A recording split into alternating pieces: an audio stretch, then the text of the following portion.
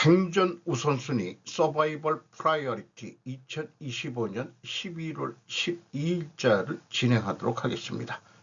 1.25 배속을 보시기 바라고요. 구독, 좋아요도 부탁드립니다. 오늘의 편집 내용들입니다. 국내 정치 뉴스는 가급적 다루지 않습니다만은 가끔은 한번 취급해 보고자 합니다. 탈영병 홍준표 입 좀 다물라 말 아껴온 한동훈의 분노라는 제목으로 홍민성 한국경제에서 11월 11일 보도했습니다. 홍준표 비난에 말 아끼던 한동훈, 겁먹고 도망간 탈영병 입 다물라. 한 전 대표는 11일 페이스북에서 홍 전 시장의 관련 글을 공유하면서 이재명 정권에 겁먹고 탈당해 도망간 탈영병 홍준표는 입 좀 다물라며 지금 다들 싸우고 있는데 이재명 정권에는 찍소리도 못하면서라고 썼다. 이 대통령이 경기도 법인카드 사적 유용 혐의로 기소되자 망신주기 기소가 아닌지 아리송하다고 했다는 보도 등을 캡처해 공유했다. 홍 전 시장은 한 전 대표가 이끈 2024년 총선에서 국민의힘이 참패한 뒤부터 한 전 대표를 수위 높게 비판해 왔다. 특히 한 전 대표가 검사 시절 박근혜 전 대통령의 국정농단 사건 수사로 보수 진영을 무너뜨리는 데 앞장섰다는 주장을 내세우며 문재인 사냥개 등 원색적인 비난도 일삼았다. 한편 한 전 대표가 비판한 홍 전 시장의 페이스북 글은 대장동 항소 취소 사태와 관련한 내용이다. 홍 전 시장은 이날 페이스북에서 검찰의 사명은 거악척결인데 거악의 인질이 돼 헤매다가 해체당하는 검찰은 도대체 뭐냐며 윤석열, 한동훈 같은 검찰을 망친 정치 검사들의 탓이 아닌가라고 주장했다. 이거는 뭐 둘이 한번 찍힌 사진인 것 같은데요. 고개를 돌리고 있는 거 보니까 국민의힘 안에 있을 때도 서로 관계는 안 좋았던 것 같습니다. 또한 어떤 문제들을 언급을 할 때는 인격 모독이나 인신공격적인 것은 하지 않는 것이 바람직한 거죠.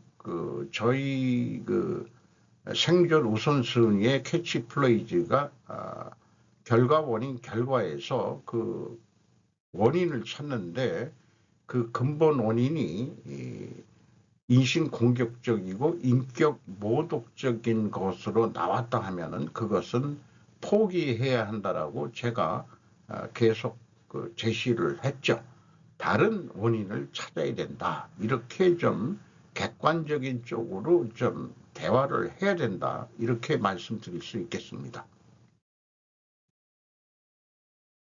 특검 모자라 공직자 저인망식 내란범 찾기 빅브라더 왕국 만들판 김희선 뉴데일리 11월 11일입니다. 이 대통령 김민석 제안 헌법 존중 TF 구성 승인 공직자 계엄 전후 10개월 뒤진다. 휴대전화도 자발적 제출료도 비협조하면 징계. 야권 문정부 적폐청산 내란으로 이름만 바꿔 등장.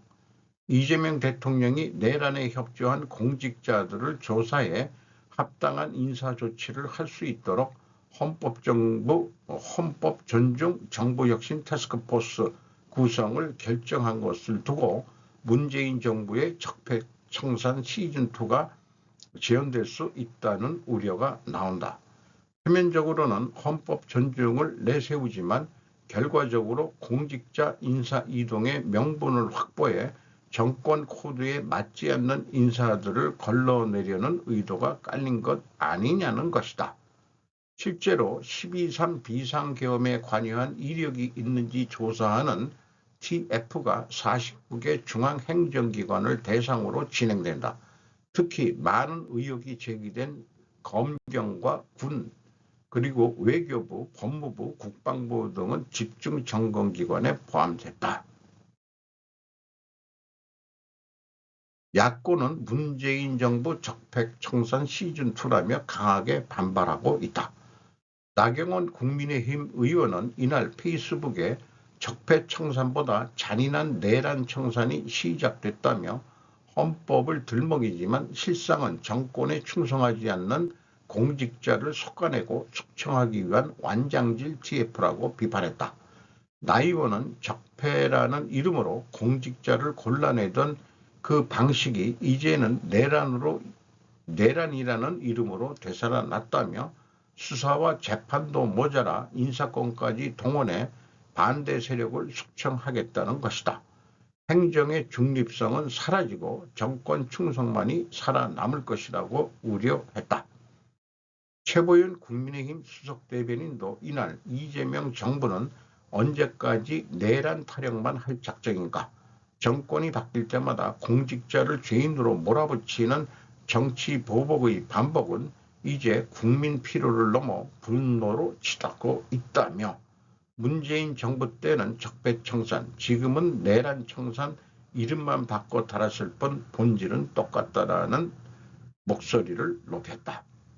그러면서 법치할 것이 대통령을 향할 때는 정치 탄압이라고 외치면서 공직자를 겨눌 때는 정의 실현이라고 포장한다면 그것이야말로 권력의 이중잣대라며 국정의 동력을 찾고 싶다면 헛개비 같은 내란 프레임에 매달릴 게 아니라 대통령 스스로의 사법 리스크부터 마주하길 바란다고 촉구했다. 이런 글을 읽어서 이런 생각을 해보게 됩니다. 국힘, 억울하면 또는 비판하려면 의석수를 잃지 않았어야 하지 않느냐. 2024년 총선의 책임은 한동훈 전 대표가 했었는데 국민의 선택은 현 민주당의 다수석을 크게 만들어준 거였죠. 한마디로 민주주의란 게 1인 1표이니까 안 되는 겁니다. 미국에서도 그게 이제 좀 문제가 되고 있는 거죠. 정부 종료 실시간 업데이트, 상원 정부재개 계획 승인하고 하원의 제안서 발송, 민주당 내 내전 발생이라는 별도의 뉴스 제목도 덧붙였습니다. 딜런 스테이블 포드, 마이크 베버네스 야우노스입니다. 민주당 상원의원 8명으로 구성된 그룹이 공화당과 함께 셧다운 종료 계획을 통과시키기 위한 투표에 참여하기 위해 당을 떠났습니다. 미국 역사상 가장 긴 정부 셧다운은 상원이 정부 재가동 제안을 승인한 후 월요일 밤 한 단계 만에 종료되었습니다.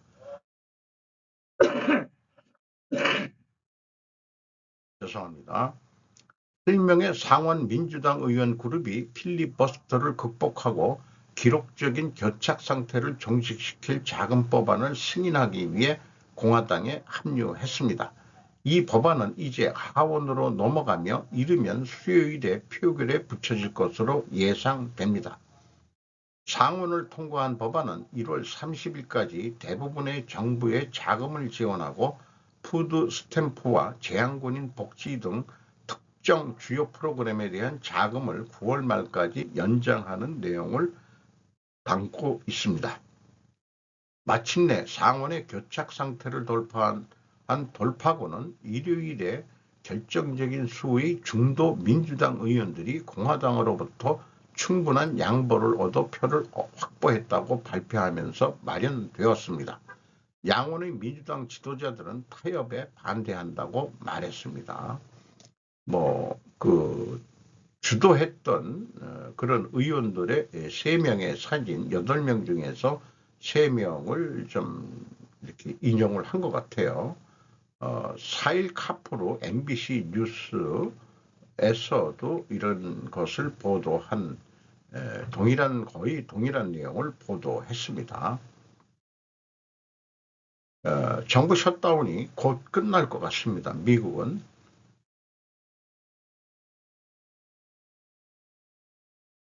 뭐 그 이런 사진도 나와 있습니다.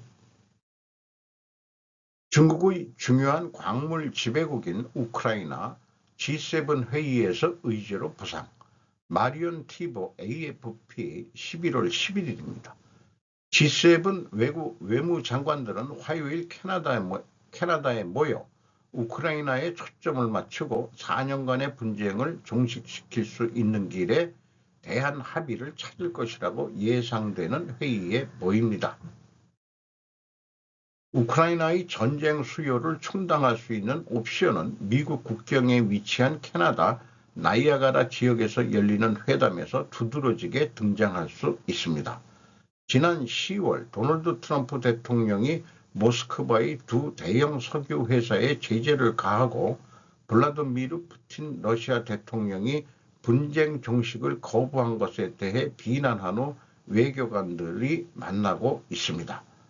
아니타 아난드 캐나다 외무장관은 나이아가라 회담에서 키이우를 지원할 구체적인 성과를 약속하지는 않았습니다.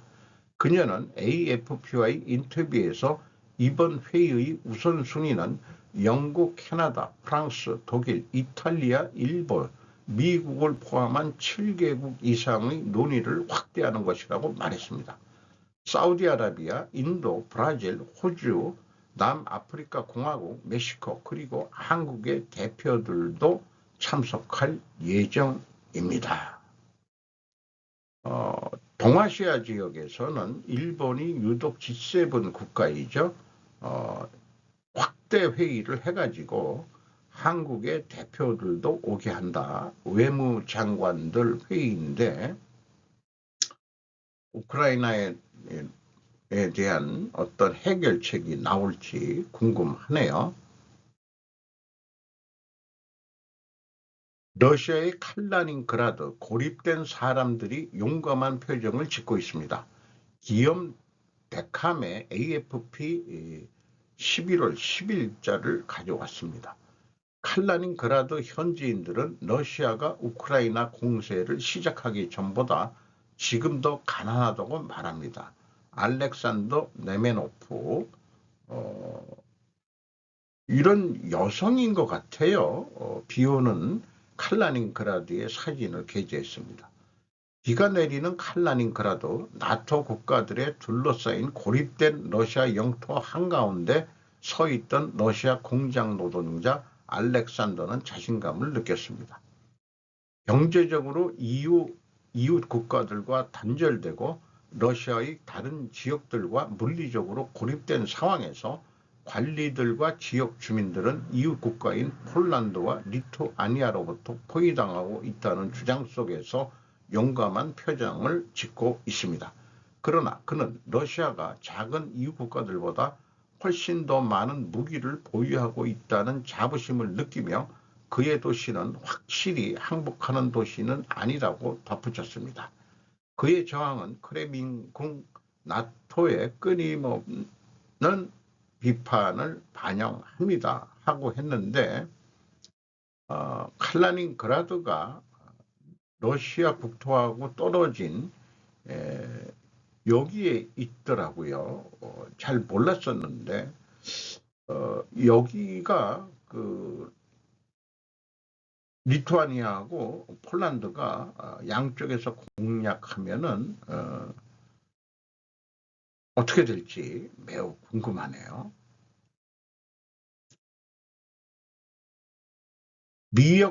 지역 미래전략본부 오늘 출범, 다카이치 총리가 새롭게 설치, 기술 비즈니스 창출 목적 11월 11일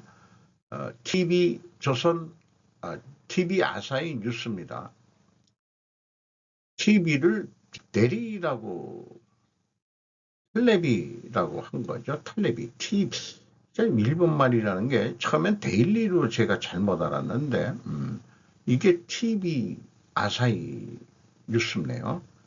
정부는 지방의 산업을 지원하는 새로운 사령탑으로서 다카시 총리를 본부장으로 하는 지역 미래전략본부를 설치하기로 결정했습니다. 황천전 히토시 담당 대신 세계를 선도하는 기술, 비즈니스를 창출하는 동시에 지역 산업의 부가가치 향상과 판로 개척을 강력하게 지원하는 것 등을 검토하여 실시해 나가기 위해 내각에 설치하는 것입니다. 새롭게 발족한 지역 미래 전략본부는 이시바 전 정권에서 발족한 새로운 지방경제 생활환경창생본부를 고친 것으로 다카시 총리를 본부장으로 지방창생의 대처를 계승합니다. 새 본부에서는 경제면에 보다 무게를 둘 방침으로 황천전 대시는 황천 다르드 이게 받전자인 모양이에요. 대신은 국민의 삶과 안전을 지키기 위해서는 지역 경제 발전이 필수적이라고 강조했습니다. 한국으로 치면 지방 균형 발전, 지방 창생을 뛰어넘어 지방에서 세계를 선도할 기술 비즈니스를 창출하겠다는 의지로 읽힙니다. 한일이 정치적으로는 협력한다고 말들은 했죠. 그러나 경제적으로는 경쟁이 될 수 있을 것 같습니다.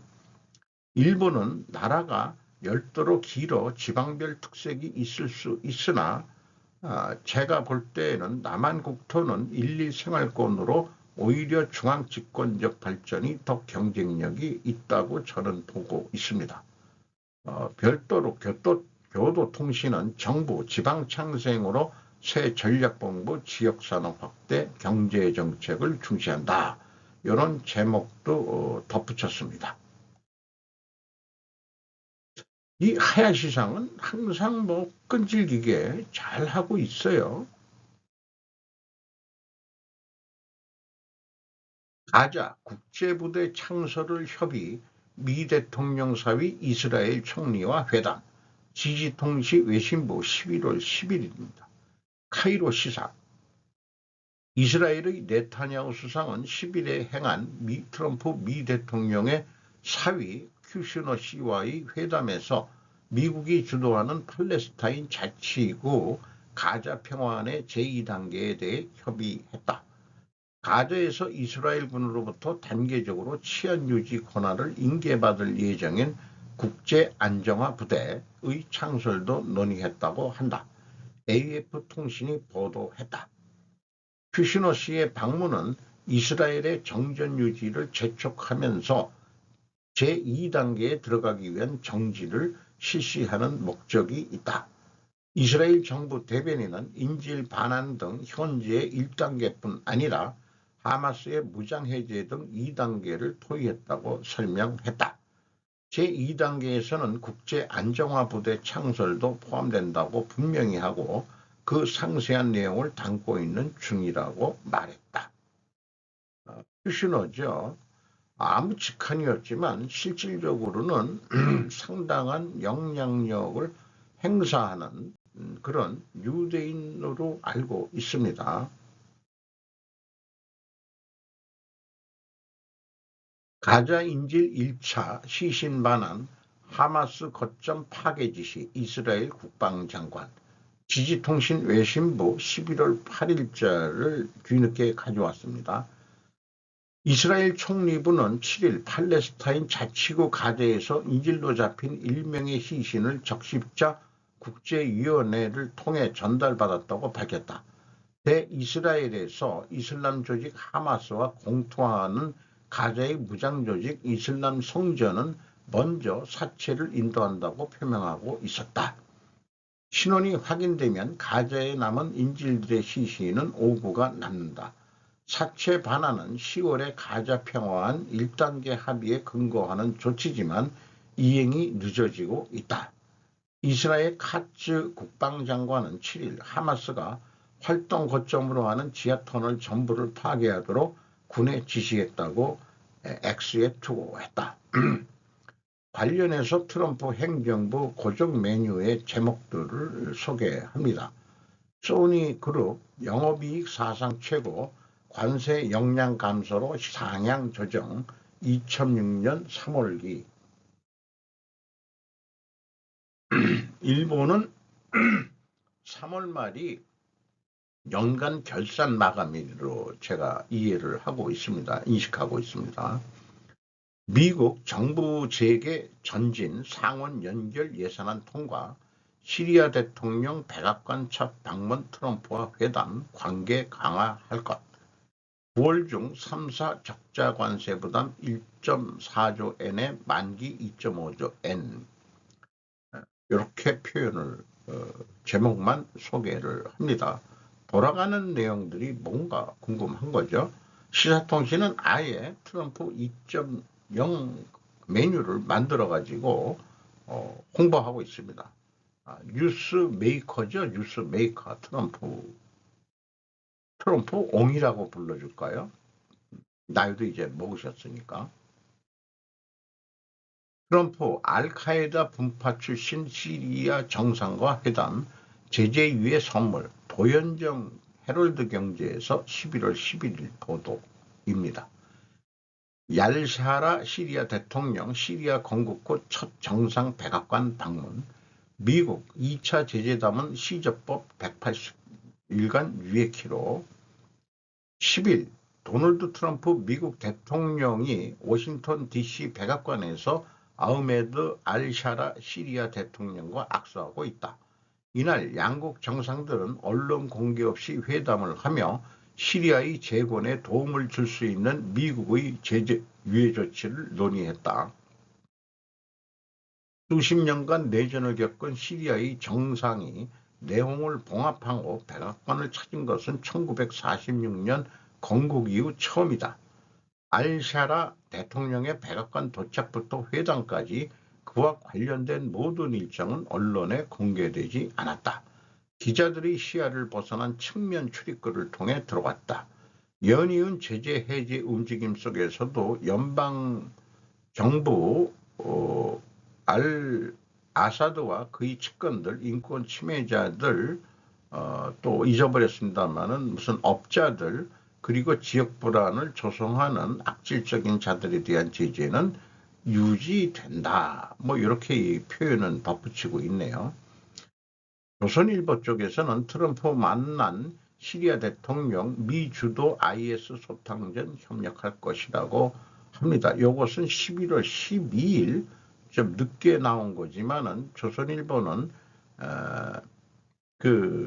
이 시리아 대통령이 회담이 끝나고 나와서 언론에 언급한 내용을 이렇게 취급을 했습니다. 어떻게 보면은 시리아를 품으려고 하는 것은 러시아와 이란에 대한 견제구라고 그렇게 또 해석을 하네요. 전문가들은. 고용 지하철 공사 담합, 교통국과 육계 수주 업체의 진출, 공정위, 지지통신 사회부 11월 11일입니다. 도쿄도 교통국이 발주하는 도용 지하철 등의 궤도 보수 공사에 입찰해서 담합을 한 혐의가 강해졌다고 해서 공정거래위원회는 11일 독금법 위반, 부당한 거래 제한 용의로 도쿄증권 프라임 상장의 동철공업, 신주쿠구 등 공사회사 6사를 출입 검사했다. 관계자의 취재로 알았다. 공정위는 발주처인 도교통국도 담합에 관여했을 가능성이 있다며 검사에 들어갔다. 한마디로 공무원과 짜고 치는 고스톱을 한 거 아니냐 이런 얘기죠. 검사로 모은 자료의 분석 등을 실시해 실태 표명을 목표로 한다. 그 밖의 검사를 받은 공사 회사는 쯔보이 공업, 주옥구, 해야가와 건설, 타이토쿠, 도쿄 궤도 공업, 가와사키시, 니신 공업, 가와사키시는 뭐예요? JR 큐슈그룹의 상괴 건설, 후쿠오카시, 이런 기업들이 조사를 받았다. 검사를 받았다. 관계자에 의하면 도테츠 공업 등은 늦어도 몇 년 전부터 도용, 아사쿠사, 미타, 신주쿠, 오에도의 지하철 각선과 도쿄전력, 아라카와선 닛보리, 토네, 라이너의 레일 교환 등 궤도 보수 공사의 입찰에서 사전에 조정해 수주 예정의 사업자를 결정하고 있던 혐의를 받고 있다. 대부분의 각 업자가 담당 노선의 공사를 낙찰하고 있었다고 보여진다. 단합이라는 게 어제 오늘 일은 아니지만 계속 정부는 깎으려고 하니까 뭔가 남아야 되니까 너무 치열한 경쟁은 우리가 하지 말자. 뭐 이럴 수도 있는 것 같은데요. 여기에 나와 있는 그 아사쿠사라는 데가 이제 그 천초라고 돼 있어서 그 일본의 그 카돌이 유일한 유적지로 되어 있는 데죠. 아사쿠사. 큐슈에 있는 데로 알고 있습니다.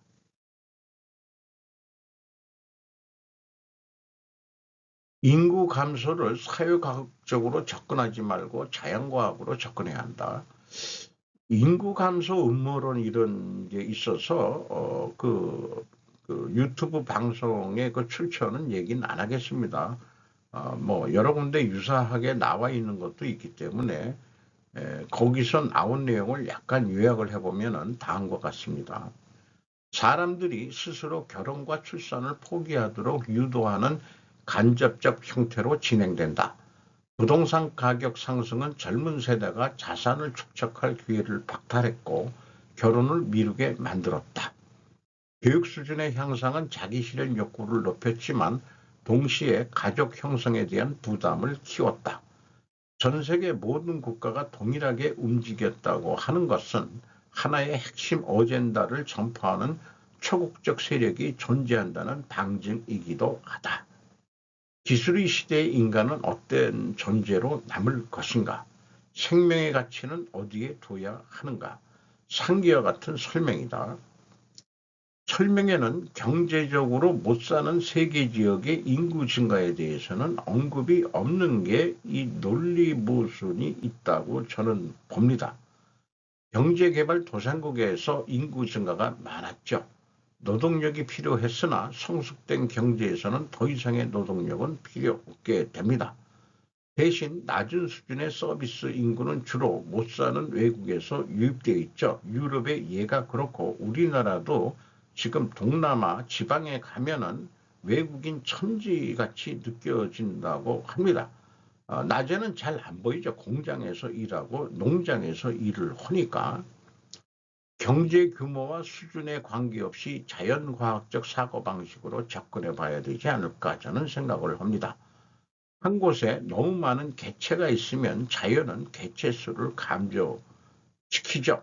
그게 지구의 역사라고 저는 이해하고 있습니다. 빈국이든 부국이든 인구 증가의 원인은 분명 도시 집중화에 있습니다. 못 사는 나라도 도시에서는 문화, 문명, 또 TV 이런 등등으로 해서 나름대로 눈높이는 높아져 가지고 애를 안 낳는다 이게요. 근데 문명이 발전하면 발전할수록 도시 집중화는 또 가는 트렌드다 이거죠. 지방에 가서 살다가 해도 내려갈 마음은 전혀 없을 수 있습니다. 오히려 내려가는 사람은 지방에 사는 사람들은 이제는 거꾸로 부자라고 봐야 될 것입니다. 세컨드 하우스가 있는 경우 그렇게 하고 기계농을 좀 할 수 있고 그런 사람들이죠. 이제 농업에 종사하는 사람들은 취직을 해서 농기계로 작업을 해야 하는 그런 형태로 아마 세상이 좀 바뀌게 될 것 같은 그런 느낌입니다. 그래서 저는 그렇습니다. 자연은 생존일 뿐이다. 적자 생존이라는 게 살아남은 것을 얘기하는 거죠. 그 자연의 순리대로 세계 인구는 지금 줄고 있을 뿐이다. 그동안의 산업발전, 문명발전에 의해서 인구가 기하급수적으로 증가했는데 과거 산업사회 이전의 세계 인구는 얼마 되지 않았다고 하죠. 산업사회가 되면서 전쟁도 세계대전도 일어났고 공업화도 됐고 인구도 기하급수적으로 일어났는데 이제 너무 지역에 너무 많다. 생존할 수 있는 지역에. 그럼 자연은 감소를 시킨다. 저는 그렇게 인식하고 있습니다. 전문가들이 말하는 뇌에 가장 나쁜 8가지 음식, 알코올, 트랜스 지방과 포화지방이 함유된 식품, 과도한 카페인, 나트륨 함량이 높은 식품, 짜게 먹는 거, 가공육, 첨가당 함량이 높은 식품, 인공감미료, 초가공 식품 등등인데 이런 거 한번 먹어보면 맛있을 것 같아요. 그리고 치킨도 맛있지 않습니까? 그러니까 무엇이든지 과하면 안 좋은 것이지 이거를 계속 햄버거나 뭐 이런 거 계속 먹어대면 살이 찔 수밖에 없는 거죠. 요거는 근데 뇌에 가장 나쁜 음식이라고 되어 있네요. 저도 그 좀 술을 즐기는 편이긴 한데 많이 줄었습니다만은 어, 적당히 먹으면은 될 것 같아요. 지겨운 군 네이버스 광고. 제가 유튜브를 보면서 그 이 편집거리들을 찾고 있는데 이거는 본 봤지만 못 봐줄 것 같습니다. 제 역사관도 그렇고 군 AD 군 네이버스 강제 이주로 고통받는 독립운동가 후손 고려인 독립운동가 후손 우리민족 고려인. 자, 제가 질문을 해보고 싶어요. 강제 이주당한 고려인이 모두 독립운동가들의 후손이냐? q2 후기 항일운동이 모두 조선 독립운동인가? 아니면 중국 공산주의 정권을 위한 항일운동이었던 건가? 항일운동은 만주 마적단도 한 일이다. 그들이 만주 군벌을 일본은 마적단이라고 불렀다. 김자진 장군은 공산주의자 동포에게 살해되었죠. 카자흐스탄 내 고려인들 정부 차원에서 접근할 일이지 이 굿네이버스 뭐 대표가 뭐 어떤 사람인지 모르지만은 이런 공익 광고는 뭐 야후 뭐 이런 데도 막 뜨고 그러는데 그게 공짜로 해줄 리가 없는데 뭔 돈으로 모금해가지고 광고해가지고 뭐 하자는 얘기인지. 이런 문제를 외면할수록 2배로 힘들어진다. 현실을 직시하고 과거를 미워하지 말라. 일본과 전쟁하는 공산 소련이 연해주를 차지하려고 일본에 협조하는 조선인들을 강제 이주시킨 것으로 해석하고자 합니다. 그에 관련된 것도 저도 좀 봤었고 실제 저의 그 선친께서는 그 만주에서 독립운동을 했다기보다는 본인 표현으로는 마적단에 좀 계셨었다. 이런 얘기를 했는데 공산주의가 득세하면서 안 되겠구나 해가지고 남하를 했기 때문에 지금 제가 이 우리나라 땅에 있는 겁니다. 이런 그 실제 그 역사의 증인들의 역사를 듣고서 하는 거기 때문에 이런 굿네이버스의 이런 역사를 왜곡하는 이 광고의 모델로 나오는 사람이 국사학자라고 그러는데 국사를 배우려고 그러면은 외국인이 쓴 또는 주변 세계사 뭐 이런 것들과 같이 뭐 얘기하는데 이거를 끊임없이 세뇌 공작을 이거 하고 있는 게 저는 의심스럽습니다. 그래서 한번 이렇게 기록에 남기고자 합니다. 오늘도 좋은 하루 되시기 바랍니다.